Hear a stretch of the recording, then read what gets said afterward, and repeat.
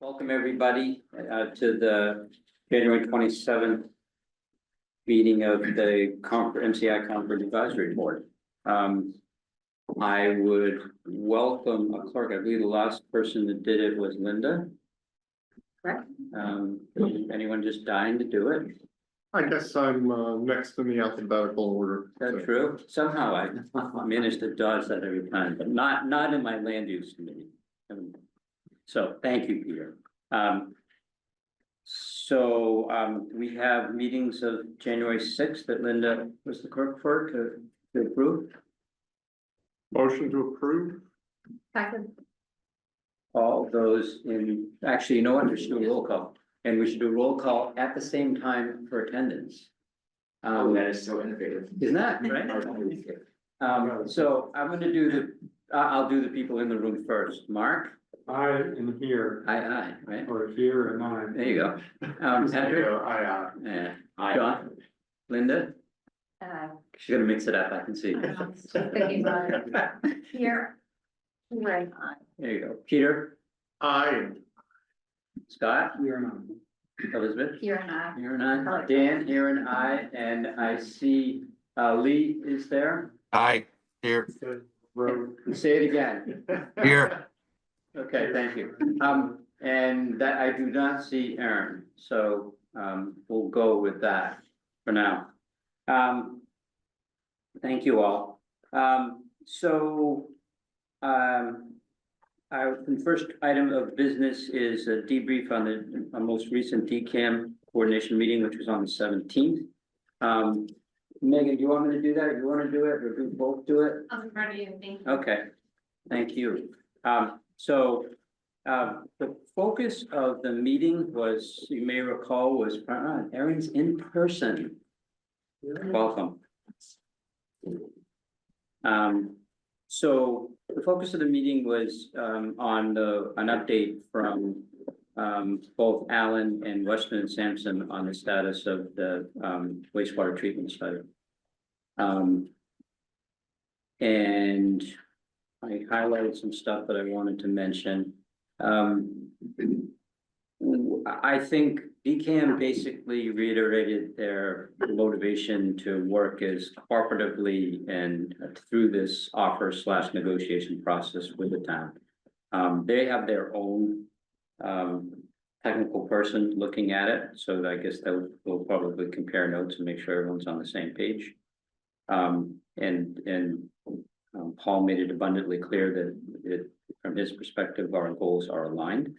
Alan, as you know, is taking the lead on the technical sort of operational considerations and will also take the lead on negotiations.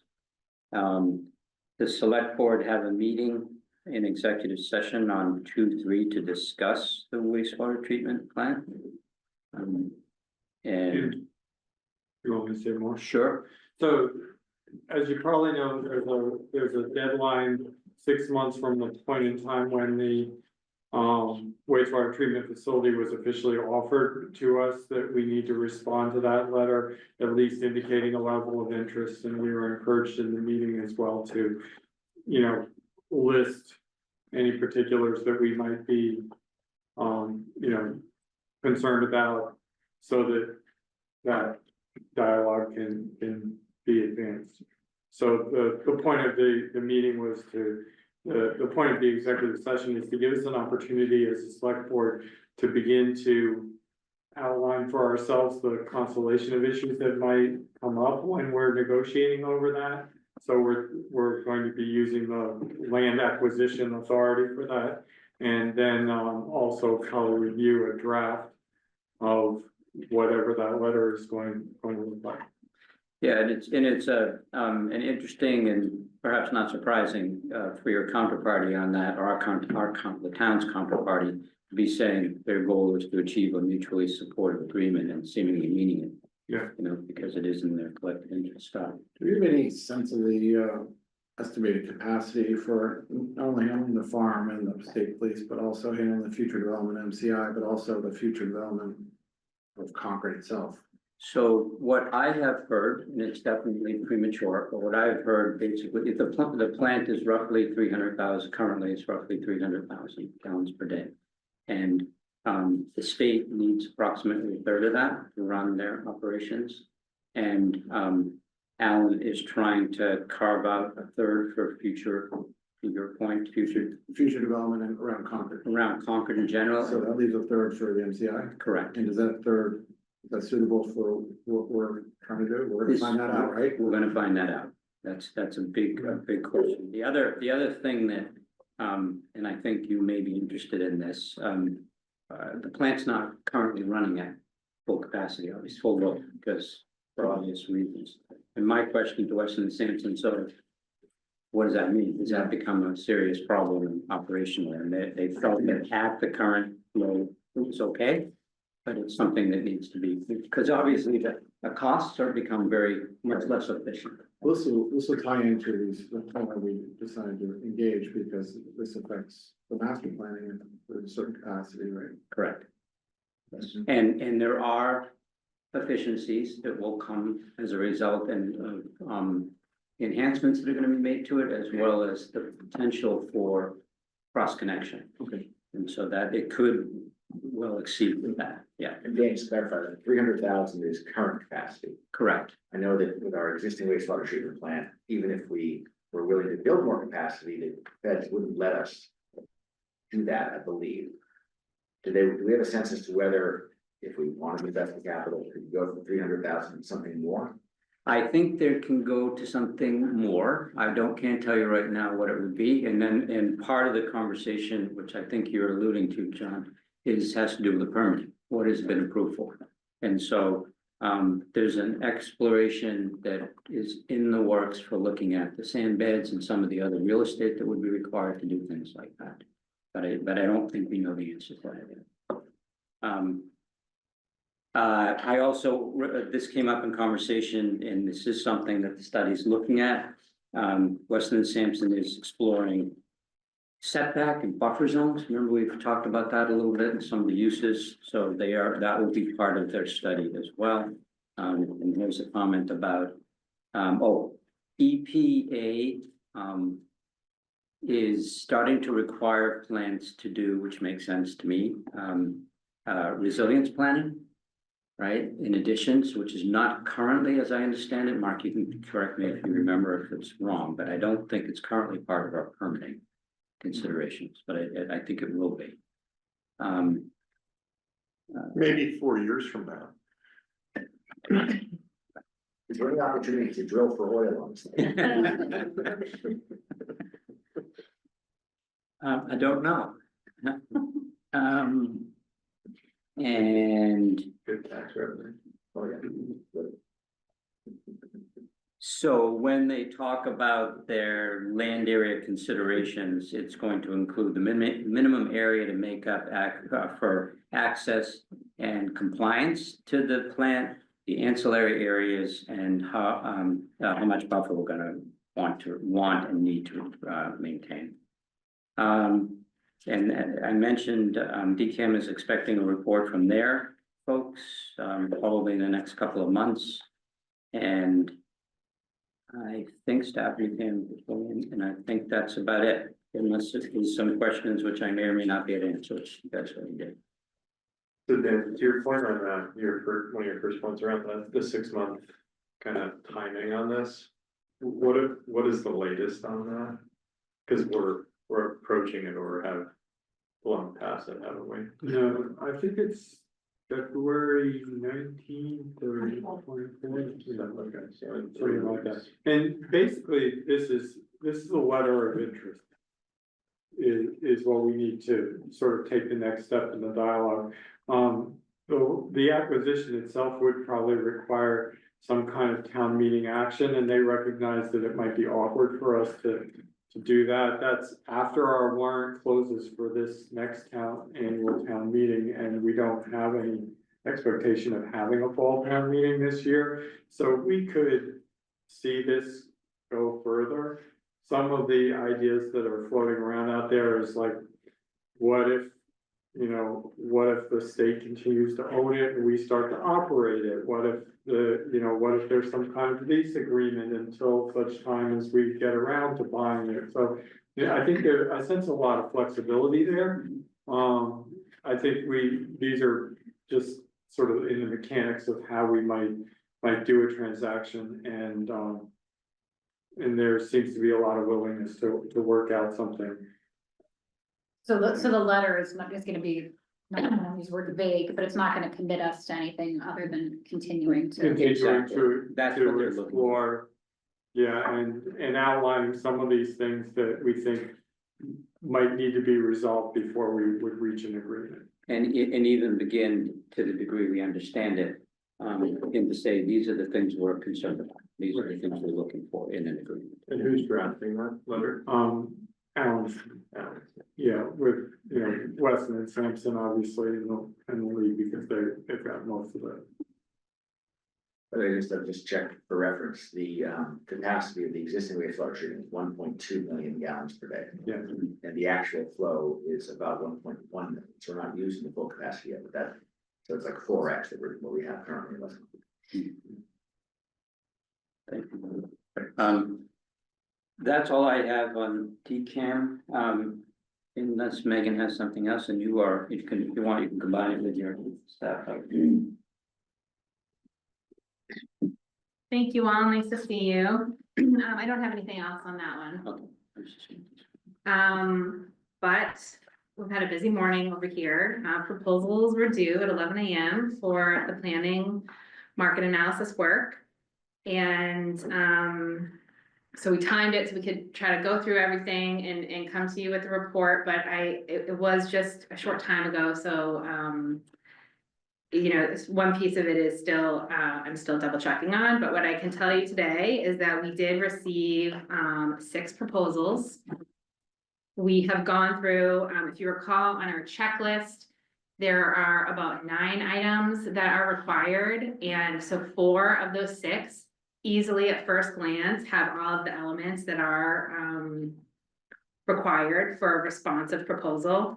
There are 2 firms that in our initial analysis seem to be missing components, and before I kind of talk more about that, I'm gonna double check with town council to make sure we're in the clear about, you know, what pieces are not there, and just make sure we're doing everything appropriately under mass procurement.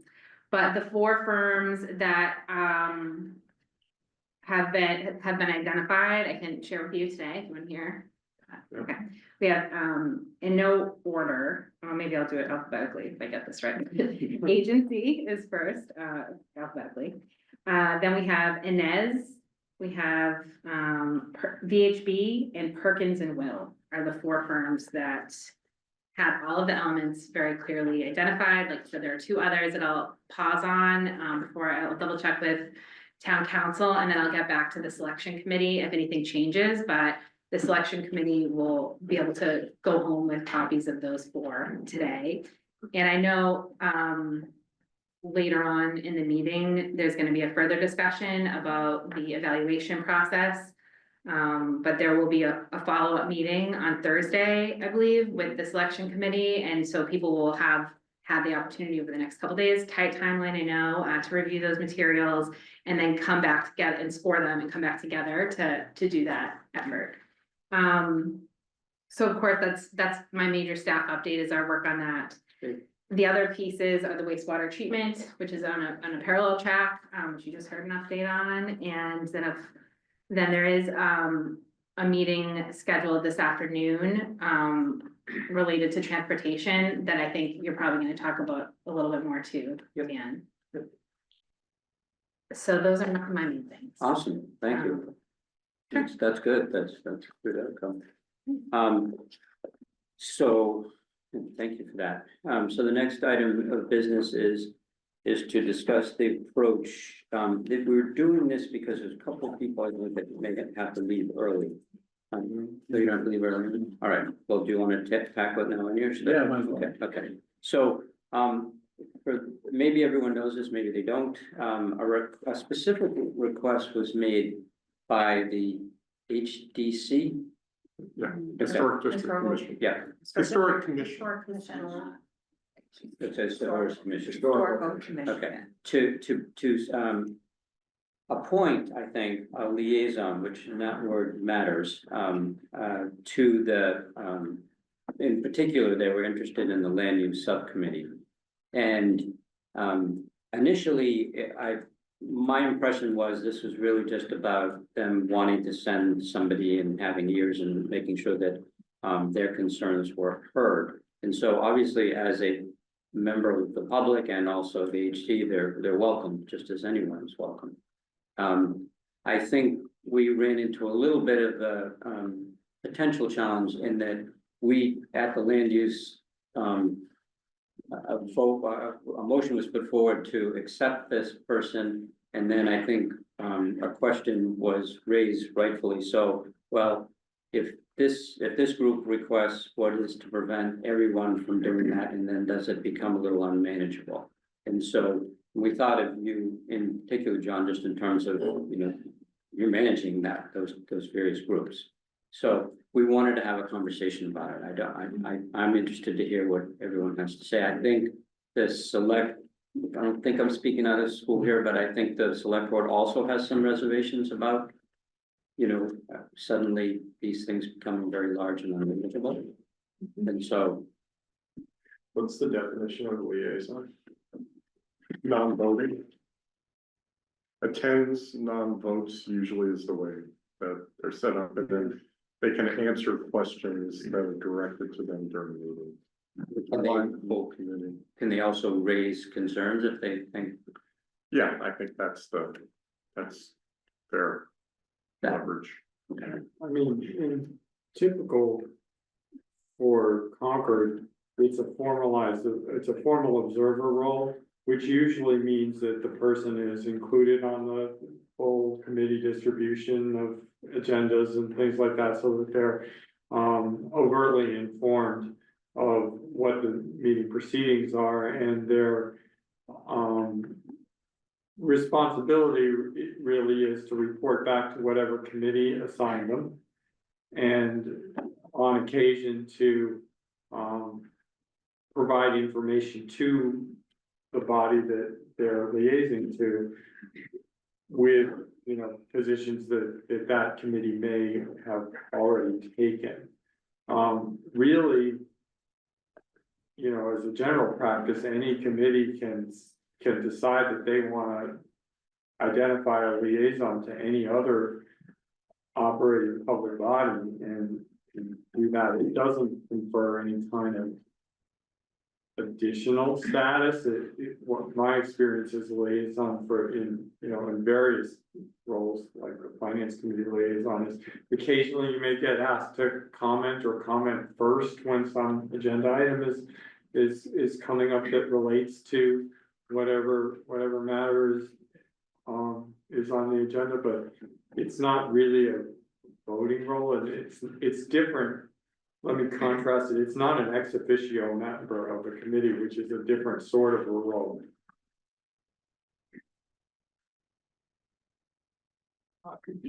Directed to Dan. Yeah, Scott, and then I'm sorry. Why, I was one who raised concern about having invited one and others. Yeah. Joining and getting involved. What's the difference between a liaison and someone that can just simply be in our audience, be on Zoom, have input, ask questions? Why can't we just keep it at that? I think our committee hasn't had a chance to discuss this yet, but my initial reaction is that we have a stakeholder list. That stakeholder list has historical commission and many other similar groups from town on it. We have two categories. We have people who are informed, and then we have people with whom we consult, right? And we basically said in our initial outreach, we explained that if you want to be someone we consult with, let us know. So I would interpret their outreach to say, hey, we'd like to be sure that, we're connecting with you directly with this. And recognizing that if we add one, we may have many others who want similar status. I think it's probably safest to go back to them and say, look, we'd like to designate you as a consultant stakeholder. And we will, we're happy to come and have, attend one of your meetings. And, make sure you're on the list, and we'll have as much dialogue with you as you like. And that's kind of what the community outreach group is supposed to do. Can you just? Yeah.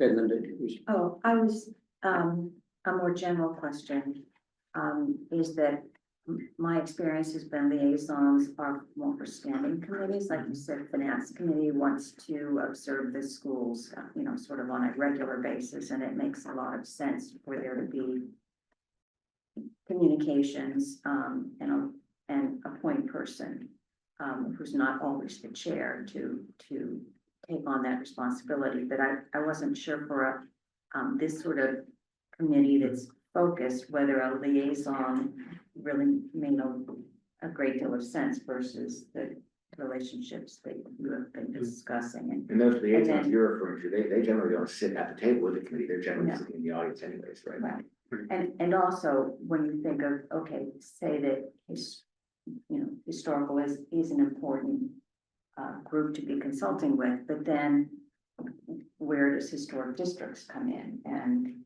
other groups that might also have an interest, and then you end up with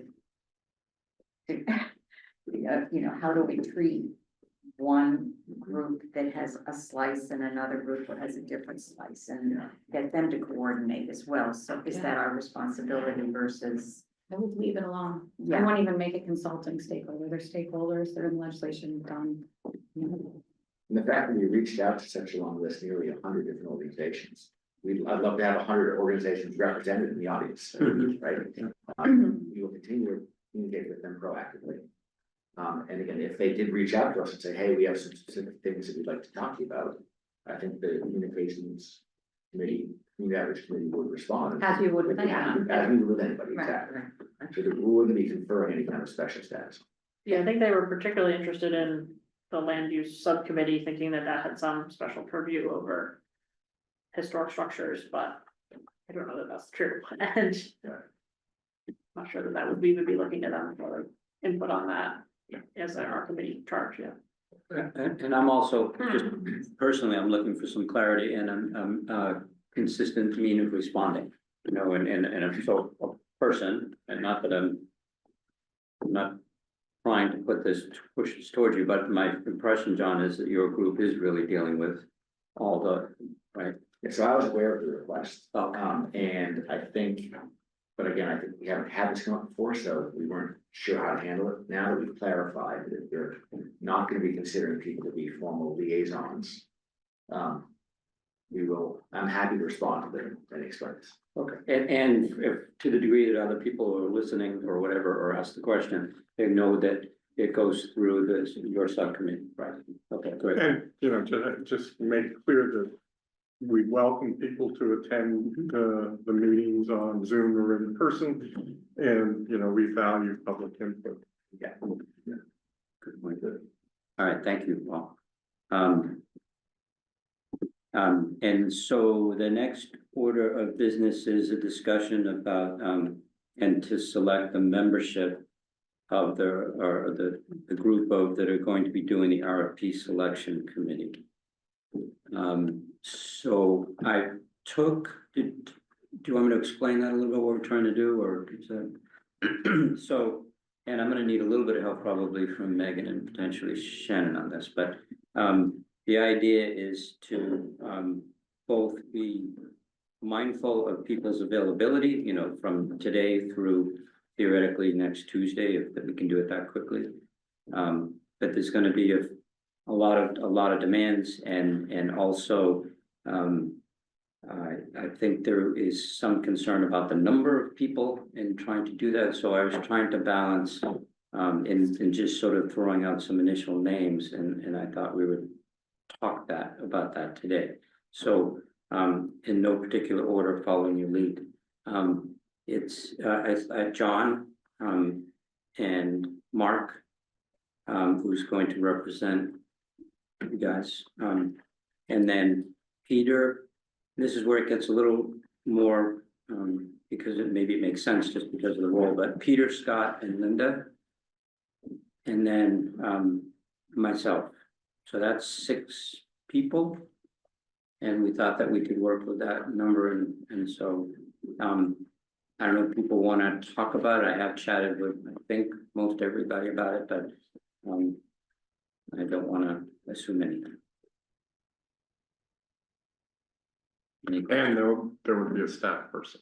Yes, and so I'm doing this a little bit out of order, not intentionally, well, somewhat intentionally, but in the sense that I sort of wrestled with, do we have the conversation about the process first, or do we have the conversation? And I think the suggestion I got back from the town is we need to get the selection committee formed, and then so I think it will start to make more sense as we talk about the process, and I apologize for this sort of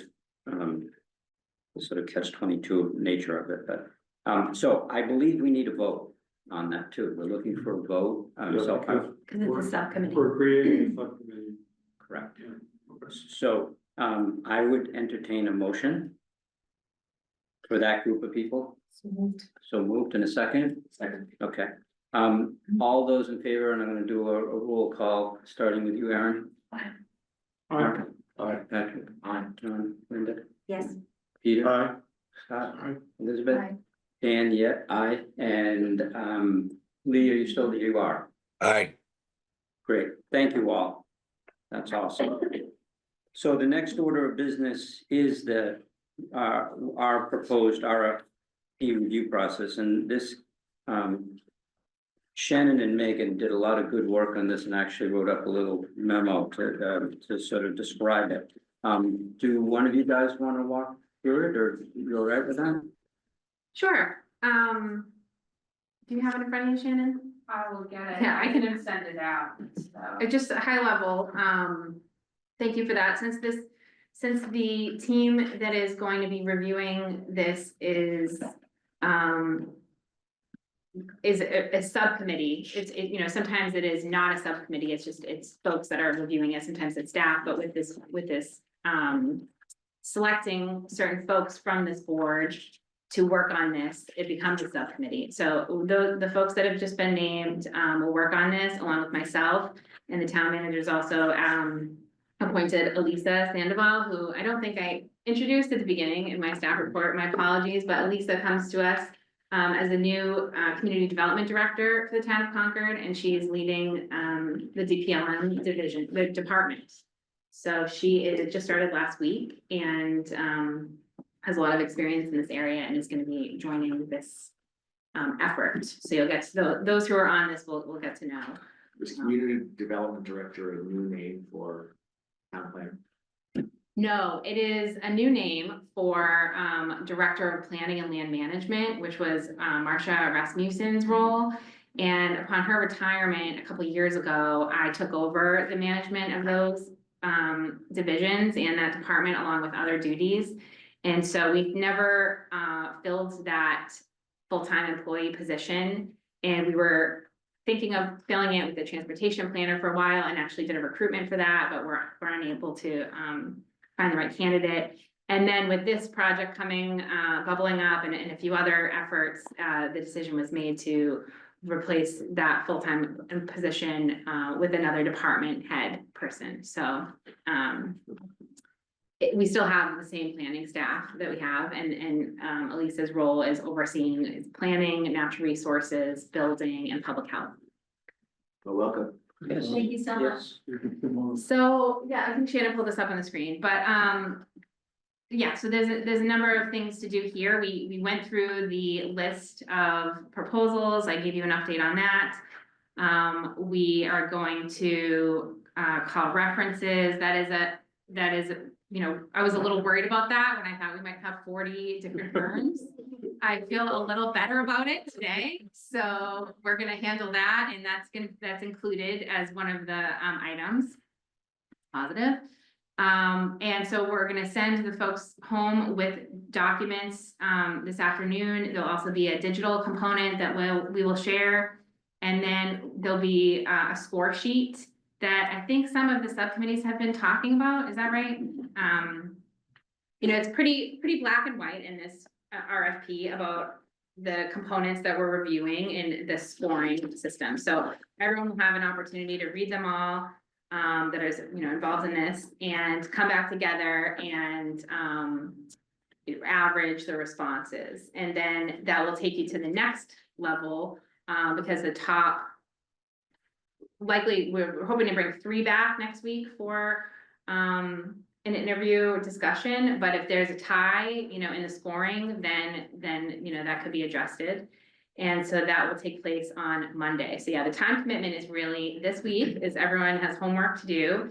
And then meet again on Thursday, and then be present and available on Monday to see the interviews and have that kind of in-person discussion, and then meet again to pull all that information together. Kind of rank everyone with all of those elements, references, the proposals in person, your independent reviews.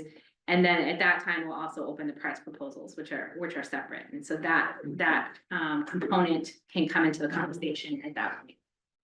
Yeah, and it may already be obvious to everybody, Thursdays, the goal for Thursday's meeting is to get to 3, and as you said, Yeah. if necessary. And let them Let them know. Scott made a really good let them know point. right away, so Yeah. they only have 1 day to prepare. Right. Well, we have the week. Yeah. Yeah, I One was gonna day. say, with regard to that, could we let the 4 know, or 6, whichever it turns out to be, that is the number, so then they have a pretty high probability that they're gonna be on the presentation list on Monday, so at least they know that maybe it makes sense, you know, they really do have a week as opposed to a weekend to work. I'll double check on that. I mean, we did put it in the RFP that's the day, but you're saying like the odds are more likely.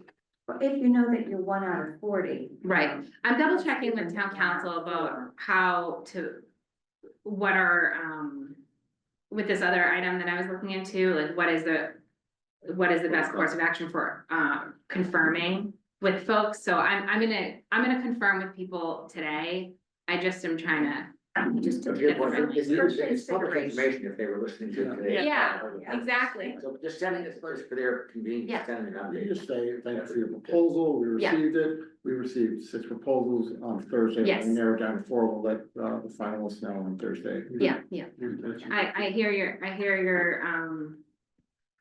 what I'm hearing you say is to give people as much information Awareness, yeah. and awareness as possible and I will do that within what we're allowed, but I hear you, so I think that's. Again, everybody's reviewing and grading, right? Everyone that's on the selection committee. Okay. Yeah. Okay, as gonna be my question, did you want the whole board to grade, but then let the selection committee works? Originally, we said we were gonna do it that way, and then I think we've modified it to say just the selection committee. Are the proposals available to everyone? They're not available right now. They will be available afterwards. But during this review period, the contents of the proposal are confidential just for the folks that are part of the I've been identified as the selection So committee. we can't share it with the advisory board. That's right. And when you say afterwards, are you saying after Tuesday next week, or after we make the decision? I think after we make the decision. Okay. I'll double check on that one. Just, when we left our land use committee meeting, I thought everybody was going to rank so that there'd be more participation and we can get different viewpoints in terms of the ranking, but then we would sort it through in our meeting on Thursday. We did talk about that, and in conversation with Megan and Shannon, I think we altered it. And then Okay. we because of the various considerations. Yes, my understanding of the procurement law, and confirm this with town council, is that the selection committee are the folks that are reviewing this. And so I think that when we had the last advisory board, there was a discussion, is the advisory committee the selection committee, which would be possible too. But that runs into the quorum issues of getting everyone together at these, various meetings that we have coming up in a short timeline. So the only people that will have access to the documents and materials will be the selection committee. So that's, I guess that is a deviation, I think, from what was Yes, discussed. If there's any gray area about it. I think more participation is better. I would feel better if our colleagues could see it as well. Mhm. So if you're less than 100% sure, maybe just ask the town council again, could we share with the rest of the advisory board? Yeah, the answer is no. Okay, It's- fine. That, for that one is, I think the gray area was when did they become available to the public? but during, and so I can confirm when you can get it, it's not during this evaluation period, which is right now.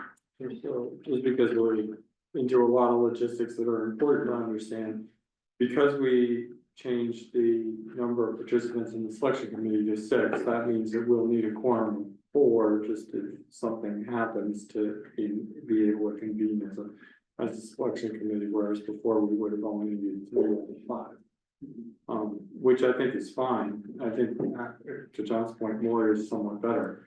And it's not so far out that it's hard to imagine what we're gonna be able to do that. Well, I think what's also news today, obviously, is that like a lot of us thought it was gonna be 40. And so in those Yeah. conversations with people, you know, it just felt a little overwhelming. Now we know it's a little different. I still have to defer to Megan and the town council on it. But I don't argue the point. Are we still on for 1 o'clock on Thursday? Yeah, 1 to 4. 1 to 4. Yeah. Whatever it's Yeah. meeting. So then the full advisory board is not consulted at all until the decision is already final. Yes.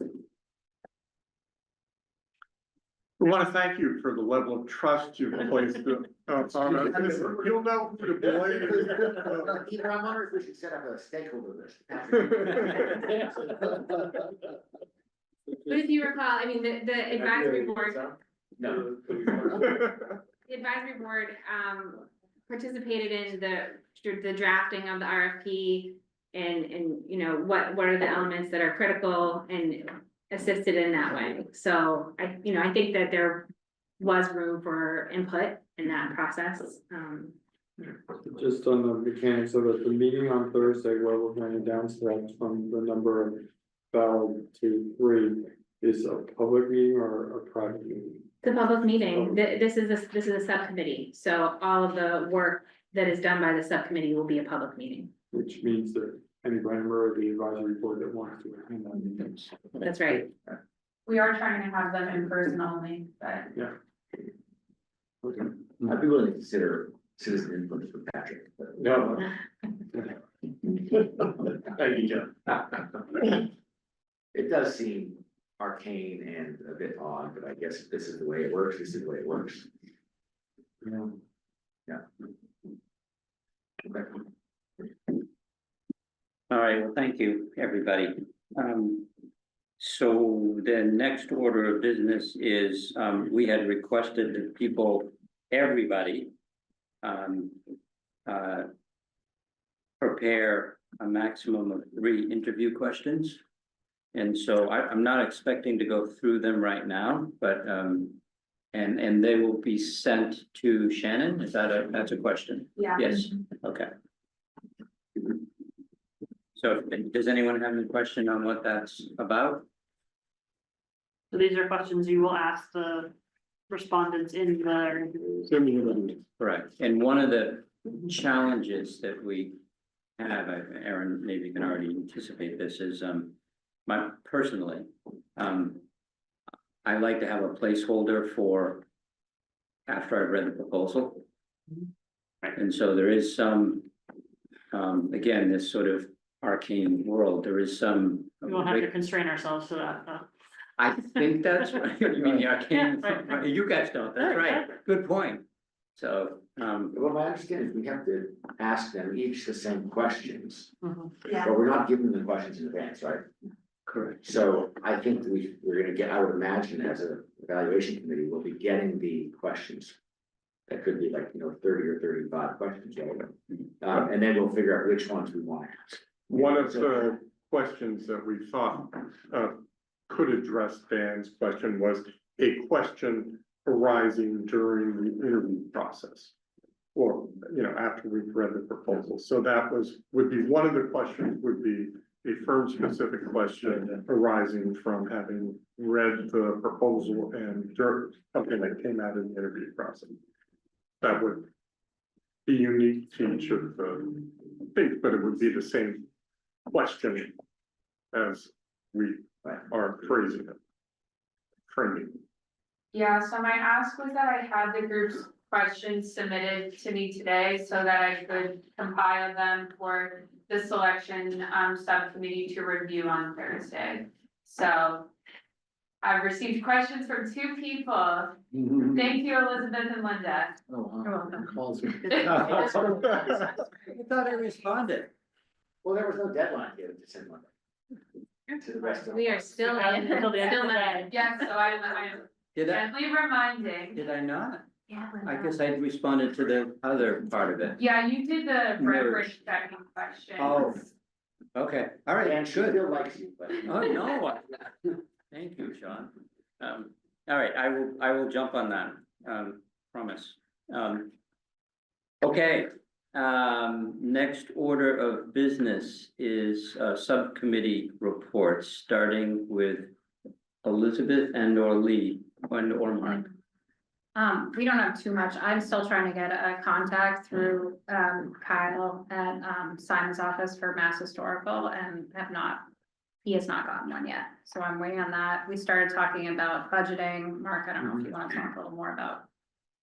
Yeah, I think there's, you know, the key thing, and it's been an ask, and I guess I wanted to ask you, Megan, whether, we need to understand what our spending authority and appropriation authority is going to be at come July 1st of this year for FY 26 in effect. And so the question really comes down to, is there going to be any town meeting action needed to set up a funding for this ongoing work so that we don't get caught with, you know, without the authorization to continue to spend against this contract? And so we have the outstanding request back to, you know, I think Anthony was gonna weigh in on this. I know I've discussed it with the town manager. And really the question is, what's the recommendation for how to establish that authority? And because the warrant is open now, and I've forgotten exactly what day it closes, but it's sometime in February. So we just need to make sure we don't miss that window, so that would be something for the next one. So we're hoping to bring back an answer to that as soon as we have information from staff.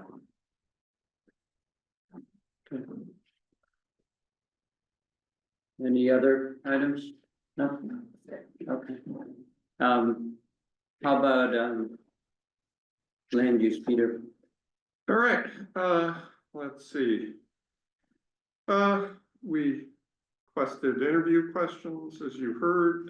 We requested that folks generate reference check questions. We discussed the selection process and are thrilled that we aren't facing 40 firms that we're gonna have to evaluate. And then we discussed the liaison issue as that came up during our meeting.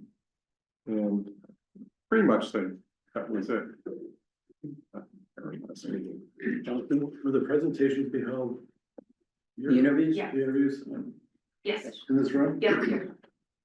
And AV, if they need AV requirements, will we supply it or they bring it? I would say that if they are just needing us to, you know, pull this up on the presentation up on the TV, we can provide that for them.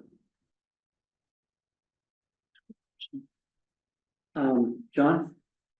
Not a whole lot to report. We're still planning to present to the Concord Business Partnership on February 5th.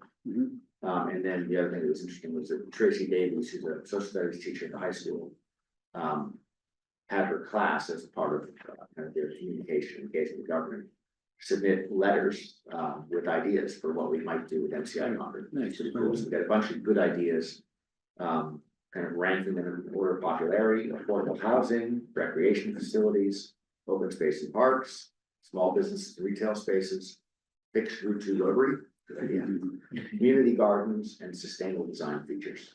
And among the things that were a little more unusual compared to the other stuff we've heard, there was a effort to suggest that we maximize underground parking so that the surface could be used for really good things. A large community greenhouse, that was kind of innovative, and a performing arts center. So good ideas. We responded back that we'd be happy to come and meet with them in their class. So Tracy submitted some dates for that. different options for the That's great, John. Thank you. Definitely understood. A couple of interesting notes.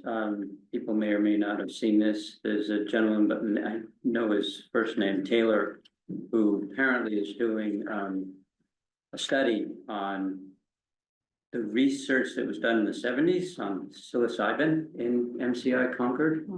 And so he's asked if he can go in and capture some photographs and do some research, and I kind of pointed him to the DOC because that's not our decision.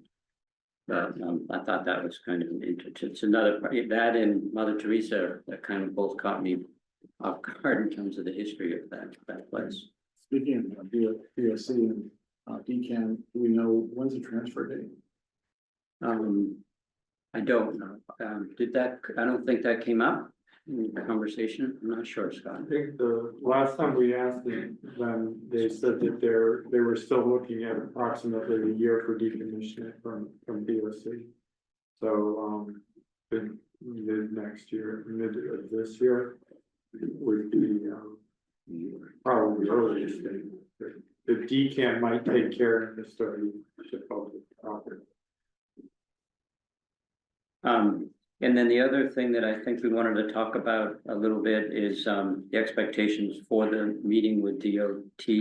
People may have seen, do you want to? Yeah. Before we Sorry, jump sorry, into sorry. that, do we have a sense of when the Department of Corrections will allow us to do a tour? I know that's going to be important for the consultant once they're selected, and I know the public has been asking for information in that regard, and I'd like to be able to, you know, at least put DOC on notice that we're gonna need to have some Yeah. visit in February, and I'd like to make it available to the broader community.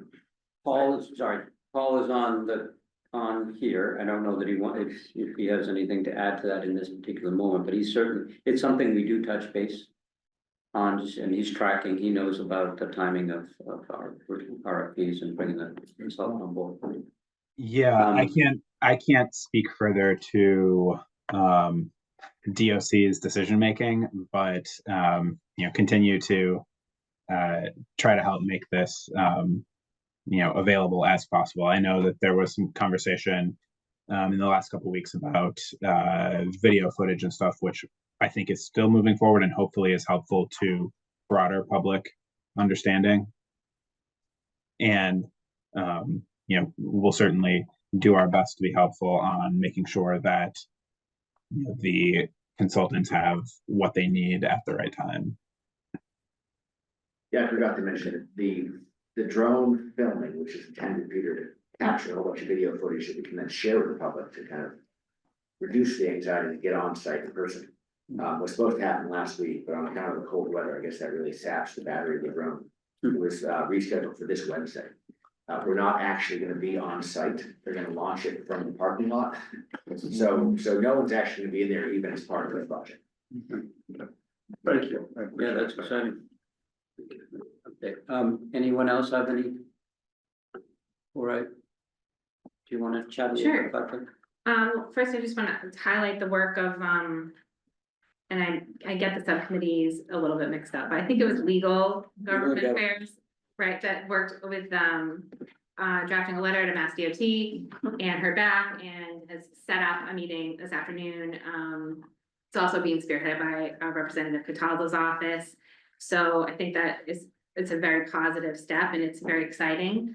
And I just want to talk a little bit about the meeting for a second and my understanding of, and I think a note went out today about the agenda. So this is not a public meeting this afternoon.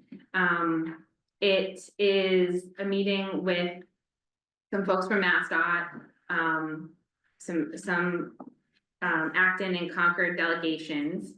And there will be staff attending and staff from Town of Concord and Mass DOT, and offered this out to members of this advisory board. But what I want to just talk about for a second is the role of advisory board and the quorum, kind of issue here. So the number of people, I think the invitation was extended to the entire advisory board, and whoever wants to come from this advisory board is welcome to attend. Where it gets hairy is if there's going to be discussion from advisory board members at the meeting. And so that cannot occur. So I get, the two options that can happen here are less than a quorum of advisory board members can attend and fully discuss and engage in the conversation, or a quorum of the advisory board can attend, but in a listening capacity. So I know neither of those options is really ideal, but I think at first, when I was kind of first getting plugged in on this meeting, I thought it was a little bit more of a listening presentation. And now as I'm looking through it, it's becoming more clear that there is going to be some discussion. And so I want to make sure you all are aware of those two paths for how to participate this afternoon. Who can ask questions? If it said the entire board attends, who can ask questions on our behalf representing our, is it you or someone else? Or who can ask the questions based on what our needs are? I certainly can ask questions in In the our- meeting? Yeah, yes, yeah, and we'll have our public works director there, our town engineer there. So I can certainly ask questions and be part of the discussion, but it wouldn't be like a real time kind of. Yeah. We need Question. the questions in advance, I think. Do we have a forum? Do we, like, that could solve this Yeah, real we quick? do. Yeah. Who's gonna be there? Well, if it allowed, for example, if you had questions you want to ask, to allow you to ask the questions, I would not come. Me too. In other words, yeah, Right, I'd rather have the question. people there engaged and I'd rather talking people about it, engaged. yeah. I'm struggling with this a little bit because to me, it's, what I was imagining even before the agenda was, it was a lot of listening. Yeah. And then I could imagine them sort of asking questions of us. Sort of, when can we expect to know the kind of development? And we can't answer that, not right now. I mean, we can tell them roughly when we think we might have a rough idea of it based on when we hire the consultant and they have a chance to come up to speed, but this is a good group of people and they ask, they anticipate a lot of things, so it very likely it would be listening and then, a follow-up question. Mark? So the ask from our letter was really, please identify who's working on the rotary redesign and can engage with us over transportation planning. And if you've got anything going on at the moment, please tell us what those things are. So I'm thinking about this meeting, which I think is only scheduled for an hour, as a response to those questions that have already been asked, by letter for us with, primarily a set of contacts. I think that staff is in a good position to represent the town, generally speaking. And we could go back through how many people we have there, but it's certainly. I think that we, if we could decide that, our chairperson, representative, is gonna be Dan, is gonna speak for the committee. And I mean, the select board runs into this all the time. We, all five of us are sitting in the audience for some meeting. And so I think most of us know what deliberation looks like in that. And so that doesn't mean don't ask a question. It just means don't engage in a question that builds on the last person's question with an opinion. So I think if we look at this as a fact-finding mission to try and understand what's been going on, what is planned to go on, and respond to questions with things that have already been established in our meetings, like, yes, we have an RFP, we're about to hire a planner, that group is going to be working in more or less this timeframe. Those kinds of things are okay to respond, and I would suggest that we, ask our chairperson to generally respond to those, so that the rest of us that are there don't respond to that would be my advice. If we have specific questions, like I have a Yeah. question about if you're widening Route 2, is that gonna infringe on the historic building? I mean, I have questions like that, but we're not gonna be able to ask. But do we send questions to you, Shannon, or do we develop the questions here in this group that someone can ask? Sounds like we need to down select for a couple or 3 people or something like that will attend and that can participate in theory, right? And then- Yeah, then I think you don't need to send questions Right. in advance. I think, Yeah. 7 of you RSVP'd. So if all 7 of you wanna come, then questions should be sent in advance, but if a couple of people. So, and I also could, well, I don't know if that makes sense, one of this part, sorry. Yeah, no, from what you're saying, I don't think his question would be a problem unless then I said, well, you know, and I followed up with him. Yeah, I mean, I think that question kind of only comes up if there's evidence that they're a lot further down the road. My understanding is that they're about to restart a design process for Route 2, and so questions about where something is going to be are, you know, are early, and our ask again was, tell us where you are in the process so that we can figure out how to engage with you in an appropriate time. Yeah, I have a different idea. I think as many people as possible should go and listen, and Yeah, then we follow back up with Good them. questions, yeah. So, Don't worry. No, I like it. so let's generate some questions now Yeah. for the afternoon meeting. And I think Scott's is really germane. We really wanna try and, you know, be able to mark out what is needed for the rotary widening, so that we can address the additional lands. So that means looking at things like, how much of the ComAv parking area do you need for the rotary re-widening? How much will be left over, you know, at least just say, all right, we're gonna go down to the second street light that's in the parking area.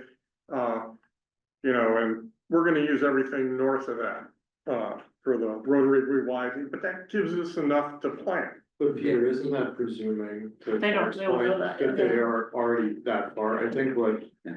Emily's suggesting is that we need to understand where are you in the process. Oh, we'll- The answer we'll is get that from we're restarting. And then the question is, okay, then how should we work together to make sure that the requirements of MCI development are addressed as you get restarted? Yeah. The general question, I think, would be, what is the scope of the project that you're, That's, yeah, what is the scope of the project that you're intending to engage in, the kind of timeline? Yeah, Is that project on?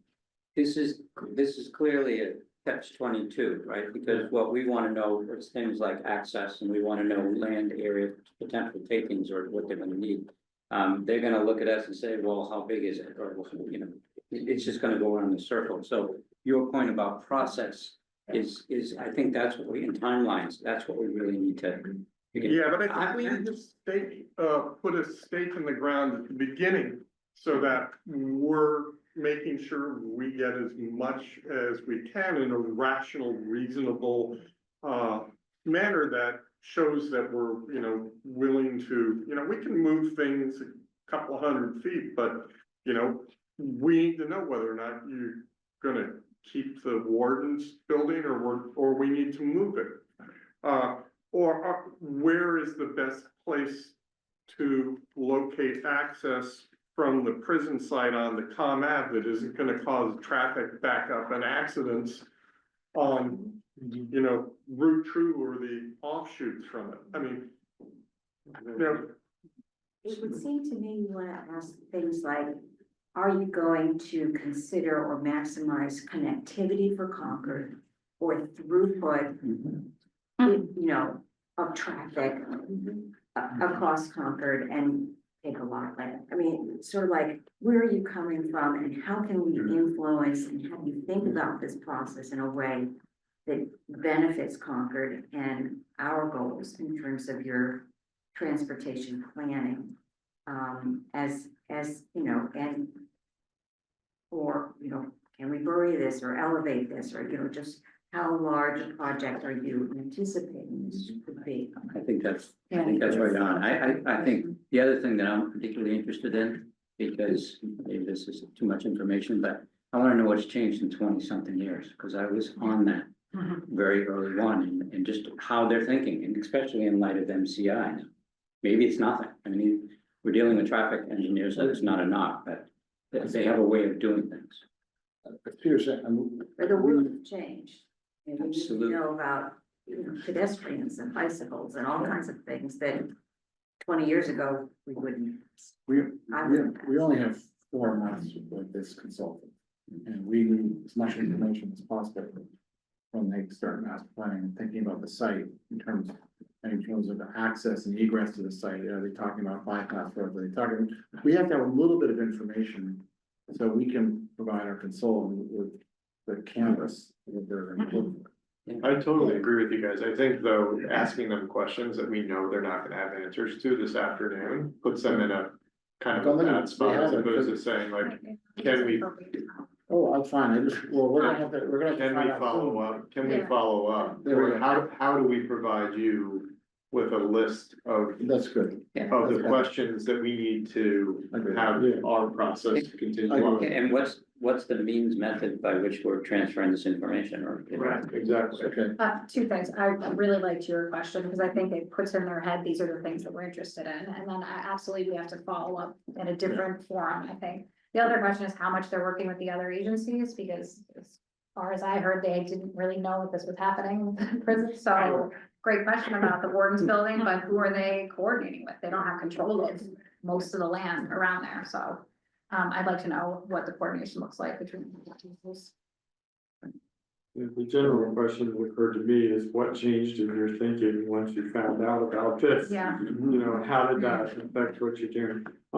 Just, this is sort of an aside but related.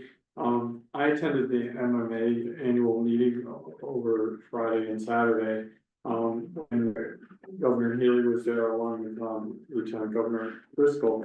And they made a big point about talking about how roads are, and transportation is sort of the focus in the governor's FY 26 budget proposal, including an extra $100 million going from 200 million to 300 million for road work, and some focus on what they call the small bridge program and state-owned bridges. And, you know, anybody I think that's thought about this for any length of time realizes that bridge over the river is a pinch point for all plans, and whether or not that would be in any way, shape or form considered for, you know, expansion or redesign or something like that is pretty important. So, I think we can expect that with this focus from the administration, that there may be some new information around, you know, the chapter 90, which is the roads program aid is where that is. There's also considerable work, you know, as an aside, on culverts, which is another thing that a lot of cities and towns are really struggling with, including Concord. We've had some expensive culvert repairs. So it's just interesting that this particular, you know, not only do we have an opportunity for housing here, but we have an opportunity for transportation and roads in particular. So this project looks to me like something that should really heavily link the governor's priorities for 2 years in a row. And so I think we should be, you know, pushing that to the fore and reminding them that if they're, you know, if they want something that looks like a win, this might be a regionally interesting place to succeed there. Yeah, I think it sort of goes back to one of the questions that we continually brought up. And I see Erin's had her hand up, so let her. Go ahead. Yeah. No, it's just, access on the Route 2. I know Alan's brought it up a couple of times. We know we need access onto ComAv. We've talked about needing access on the Route 2, and that sort of plays right into the bridge, it's pinch point. What's that gonna look like, you know, what are they looking at in terms of additional access on the Route 2? Is that something we're gonna be allowed to pursue? So if I had one question that was sort of like, how and where would you recommend our consultant team consider access to the site? So in that discussion, I have a question about if they've considered not having access from Route 2 to the site, like if there's a more of a surface road condition. And then maybe in their project schedule, I think some of us attended the whole like Route 2 study thing that they presented. Are they studying all of Route 2 still, or is it more focused on just this zone, given the timelines and things that we've now are aware of? Speaking of pinch points. All right, anything else, anybody on? No. Okay. All right, not to say thank you, do we have, so if there are additional questions, that we can send those to Shannon as well? Yeah, can I just kind of summarize back what I heard to make Yes, sure we're on the please. same page? So it sounds like, as I mentioned, our town council, recommends that if more than a quorum attends, it's really in listening mode. So it sounds like the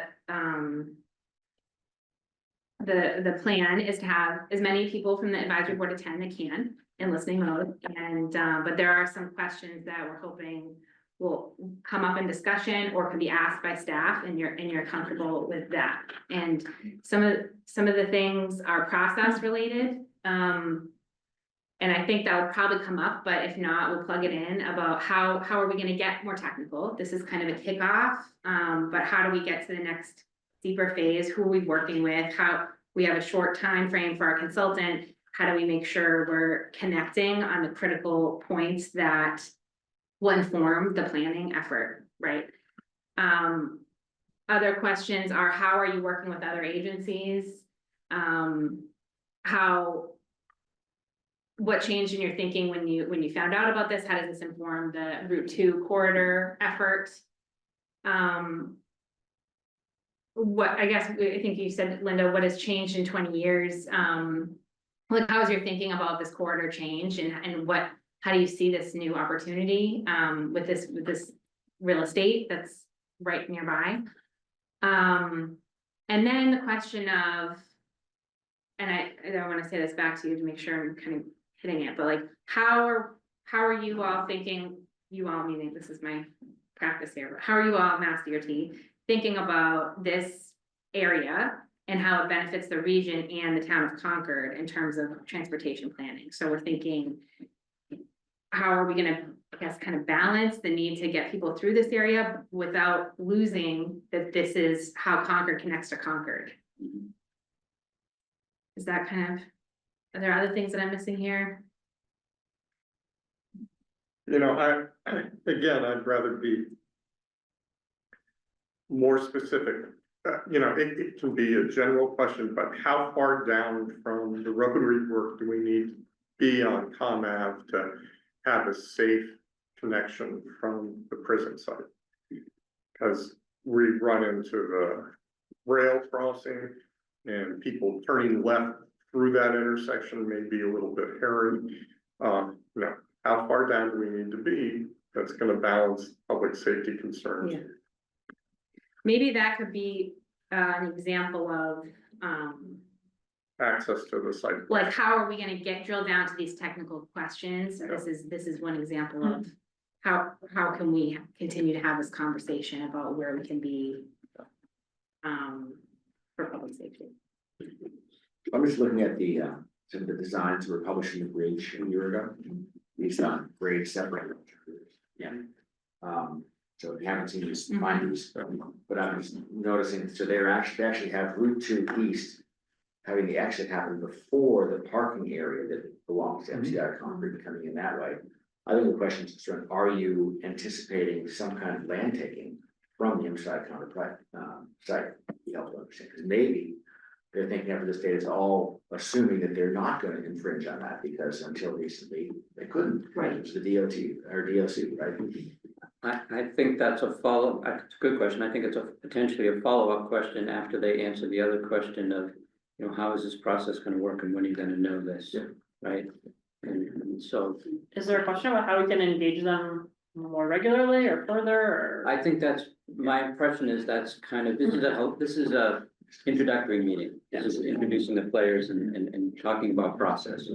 And I think that's all gonna be, those are all good points, and I think will become clear. Probably a little bit. Mark? I was just gonna make the point that, you know, whenever I even go anywhere near this topic with anybody that's got sort of longstanding municipal experience, or anybody who lives in Concord, is pretty much, yeah, we've been hearing about this for 40 years and the Rotary is still gonna be there. So I think I would like to put this up forward as one of our main objectives here, is to get, even if the DOT doesn't actually do a project, if we can understand the design of the project that will eventually in some century get done, then we can plan the site accordingly. I would I just, think that I would needs amend to be that to right on. design considerations, Yeah, because that's theoretically gonna be what the basis of whatever design, if it ever happens, would be. Right? and I think that DCAM in particular should be really interested in that too, because the value of this particular property is directly related to what its interface to the transportation system is. And so the sooner, we can engage in a process that gets us to an answer that seems acceptable to all parties, the better for our planning purposes, for their, property disposition purposes, and for the Department of Transportation too. I have a question for DCAM. Paul, sorry, take one. Can DCAM go forward with a master developer RFP without having a sense of the design, the egresses for what Mass DOT is planning on doing? It's a great question, Scott, and not one that I can probably answer on the spot today. We recognize that the pace of planning, as Mark was alluding to, that Mass DOT may be going forward on, and the pace of planning for the MCI Concord site are hopefully, but not necessarily, in sync with one another. We've mentioned to them that, we are moving forward alongside you all on thinking about the future of this site. And we would love to understand what the implications that potential configurations of the rotary and Route 2 generally have on the site. But whether and how we decide to make a move forward is going to depend on where various conversations are 6 months from now, a year from now, a year and a half from now, like whatever that timing is. All of the pieces are too far in motion to be able to, say definitively what we would need to move forward on a certain piece. I think our consultant team will have to do a plan that assumes status quo. With Well, that's fine, but the developer putting money down on a development, that you're at the Yeah. mercy of status quo versus who knows what. Yeah, it may, You can't put a value maybe multiple phases, but like, phase one could be exactly as it is today. No build, Right, as it relates to. Yeah. I mean, I guess from DCAM's perspective, Mass DOT is one of the organizations that we are required to consult with. And I know it's obviously one that you are very interested in consulting with. And as these pieces move in parallel, Aaron, to your point, I would hope that, your consultant is thinking about a variety of scenarios that might, what does this look like if things stay exactly in the alignment that they are? And what does it look like if things don't stay in the alignment? And, encourage your consultant to get as much out of Mass DOT as they can about what that might look like as planning goes forward over the next several months. Because I think,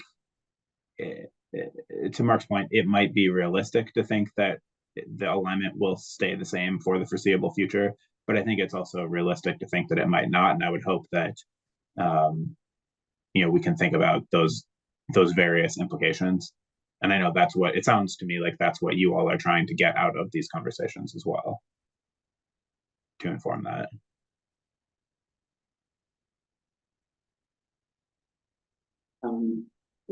Any other questions among the board on this? All right, so, just have a, maybe it's technical, I don't know, but does it make any sense for us if several members do go? Does it make any difference if several members do go, if we kind of disperse ourselves among the audience, or is that just, meaning, is that not really a thing? In other words, if we aggregate, then there's always the opportunity to talk, especially as we're hearing stuff and kind of comparing notes. If we were distributed, then maybe it's a little harder to do that. and it won't be naturally, Well, the idea is not to deliberate, right, so, you know. It's easier to be clearly not deliberating if you're not all sitting in. okay. I'm a volunteer not to come. I'll catch you later. That makes sense. Yeah, so. And I think I'm gonna go, because. Yeah, I'm not sure that doesn't agree, we're still gonna be. I'd like to go, I'd like to go. So how many wanna go? 1, 2, thank you, 1, 2, 3, 4, 5, 6, 7. So I'd argue that you guys should Yeah, just- come. If you, We just won't, we'll ignore each other, so we never met. We all went to the DCAM presentation together, and like, They have a. somehow it all worked. There's a Teams link to an invitation. I think that was not intentional. I think that when you send calendar invites from Outlook, it automatically plugs in a Teams link. Yeah. But it is gonna be all in person here. So we're not gonna open. okay. Anything else on that front? Nope, I think I'm gonna watch this back, so I feel like I have a sense of how to proceed and Doing that. I think the biggest takeaways are to, to thank them all for having this meeting with us. Appreciate the beginning of this dialogue, to kind of nail down, how do we have continued conversations, both on technical and a policy and planning levels. And then to talk about some of these more specific items about how we're gonna plan to come together to talk about that in the future. Yeah.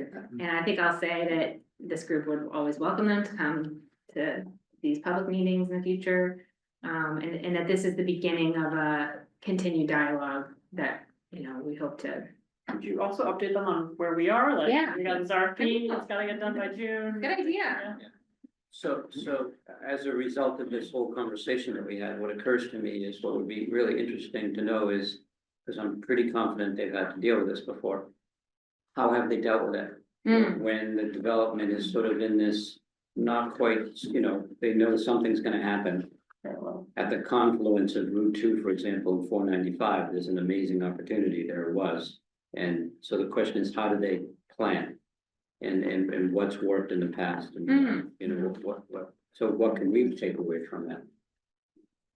Because the last time I was with the highway department, District 4, I think it was, on something like this, we came in saying, as developer, what if we did this? And it was an interesting conversation, sort of along the lines of what you're saying, Peter. And so I just want to hear what they're thinking. All right, are we good on that? Yeah. All right, public comment? Anybody? Not seeing anybody. All right, I would, well, I'm not sure if you want me to do it, we're gonna distribute we can let people go, and then people that are taking can hang out. Correct, they're in Megan's office, so we're gonna take a field. Okay, so I would entertain a motion to adjourn. Thank you, second, and everyone,